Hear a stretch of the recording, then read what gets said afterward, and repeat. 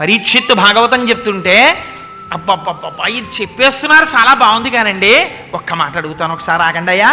ఈ జగదీశ్వరునకు చన్నిచ్చు తల్లిగా ఏమి నోము నోచే ఈ యశోద, పుత్రుడంచు అతని పోషించు తండ్రిగా నందుడేమి చేసే నందితాత్మ? లోకాల్ని రక్షించేటటువంటి వాడిని నందుడు పోషించడమా అన్నం పెట్టి? ఆయనేమో కర్ర పట్టుకుని చెప్పులు వేసుకుని వస్తుంటే అమ్మో నాన్నగారు వస్తున్నారని భయపడిపోయి ఓ గోడ పక్కకి వెళ్ళిపోయి పిల్లిలా వచ్చి నాన్నగారండి కర్ర ఇలా ఇచ్చేయండి అని కర్ర తీసుకుని నాన్నగారి చెప్పులు తీసి పక్కన పెట్టేసి అమ్మ దగ్గరికి వెళ్ళి ఎంతో నిశ్శబ్దంగా అల్లరి చెయ్యని వాళ్ళ కూర్చుని ఆవిడ స్తన్యంలోంచి స్రవించేటటువంటి పాలు తాగి వికారములు లేనివాడు వికారములు పొందడమా, పెరగడం తరగడమా? ఏమాశ్చర్యం! ఈ పుణ్యం యశోదకి ఎలా వచ్చిందని అడిగారు ఆయన. ఇలా ఎందుకు ఇలా ఏం పొందింది అని అడగడానికి ప్రధానమైన హేతు ఏమిటో తెలుసా అండి? లోకంలో ఎవరం పూజ చేసినా ఓ మాట చెప్తాం, నీ వలన మాకు రక్షణ రావాలని అడుగుతాం. యశోద యొక్క గొప్పతనం ఏమిటంటే ఆవిడ ఎప్పుడూ శ్రీమన్నారాయణుడికి రక్షలు పెట్టింది. భాగవతంలో పూతనా సంహారం జరిగిపోయినప్పుడు పెద్ద శరీరం పడిపోయింది నేల మీద. పడిపోతే దాని మీద పొరలాడుతూ ఆడుకుంటున్నాడు ఏడుస్తున్నట్టుగా నటిస్తూ.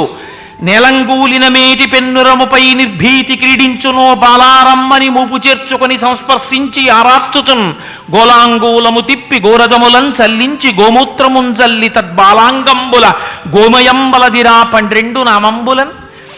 ఆ పూతనా శరీరం మీద పడిపోయిన చిన్ని కృష్ణుడిని తీసుకుని యశోద ఒక ఆవు దగ్గరికి వెళ్ళి ఆవు తోక కృష్ణుడి చుట్టూ తిప్పుతూ గోవిందుడిని కంఠమును రక్షించుగాక, శంకరుడిని శిరస్సు రక్షించుగాక, కేశవుడిని హృదయమును రక్షించుగాక, ఏదో మాధవుడిని పాదములు రక్షించుగాక అని 12 నామాలతో ఆయన నామాలతో ఆయన శరీరానికి రక్ష పెట్టి ఆవు తోక ఆయన చుట్టూ తిప్పి ఆవు పేడ తీసి ఆయన ఒంటికి రాస్తే తానే పూతనా సంహారం చేశానన్న విషయాన్ని బయటికి ప్రకటింపచేయకుండా చాలా శైశవములో ఉన్నటువంటి ఒక పిల్లవాడు అమ్మ చేత రక్షణ పొందుతున్నట్టుగా నటిస్తూ యశోదయందు ఇటువంటి జ్ఞానము ప్రసరించకుండా నిరోధించి యశోద చేత రక్ష పెట్టించుకుని మురిసిపోయి అమ్మ చేతి రక్ష ఎలా ఉంటుందో తను మొట్టమొదటిసారి చూసి పొంగిపోయి అందరికీ రక్షణనిచ్చేవాడు, రక్షణ కోసము పూతనా సంహారము చేసినవాడు తాను అమ్మ చేత రక్షణ పొందడం అంటే, రక్ష పెట్టించుకోవడం అంటే ఎంత సౌశీల్యం, ఎంత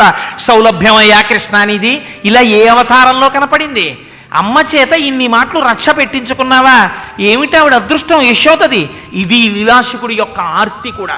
తూతూ కృతం పాతునః, అది మమ్మల్ని రక్షించాలి.